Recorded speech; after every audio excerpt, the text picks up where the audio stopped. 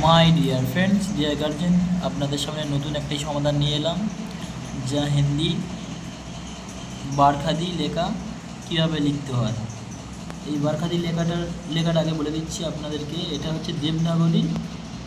তখনকার যুগে, প্রাচীন যুগে দেবনাগরী অক্ষর বলা হতো, যেটা আমরা বাংলাতে হচ্ছে কি পড়ে থাকি কয়কারে কা কষে কি। দেখুন কীভাবে লিখতে হয়।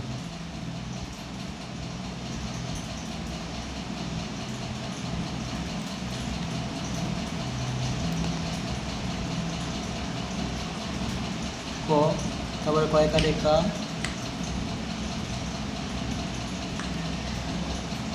কষে কি, কদীর্ঘ কি,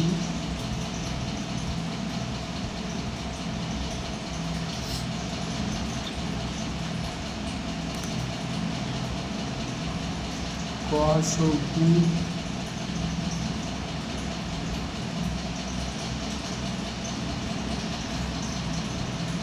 কদীর্ঘ কি,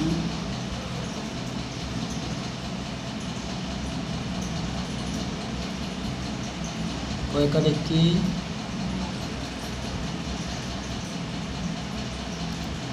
করে কই,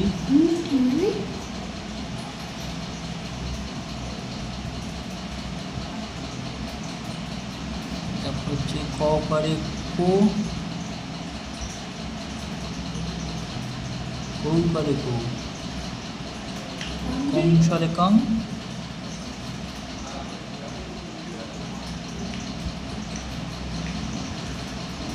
সরে কিও।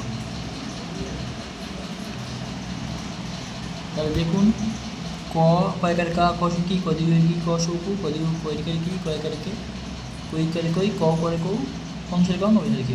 এই 12টি লেখা 1 2 3 4 5 6 7 8 9 10 11 12, যা বারখাদি বলা হয়। 12টি সংখ্যার জন্য হিন্দিতে বলা হয় বারখাদি।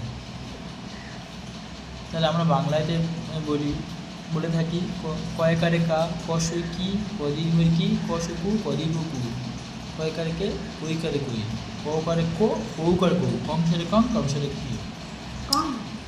তাহলে এই 12টি লেখা হচ্ছে কি আমরা বাংলাতে যেমন পড়ি, হিন্দিতেও সেম একইভাবে পড়বেন আপনারা। আর প্রত্যেকটি লেখার সাথে দেখুন কর সাথে হচ্ছে একটি করে ব্যঞ্জন বর্ণ। তাহলে এটা হচ্ছে ব্যঞ্জন বর্ণের সাথে স্বরবর্ণের মিলটা হচ্ছে আপনাদেরকে তুলে ধরলাম। দেখুন কয় আকারে ক, দেখুন কর সাথে ক মিল হচ্ছে, কয় আকারে কা, তাহলে কর সাথে আকারে মিল হচ্ছে। দেখো তাহলে ব্যঞ্জন বর্ণের সাথে স্বরবর্ণের মিল হচ্ছে। ক হস্যই, প্রত্যেকটা দেখুন তার পর অনুযায়ী হচ্ছে কি স্বরবর্ণের যেমনভাবে আছে তেমনভাবে লেখা। দেখুন, চলুন এই পর্যন্ত ভিডিও শেষ করছি। ভিডিওটি কেমন লাগলো বলবেন, কমেন্টে জানাবেন। চ্যানেলটি সাবস্ক্রাইব করে আমার পাশে থাকবেন।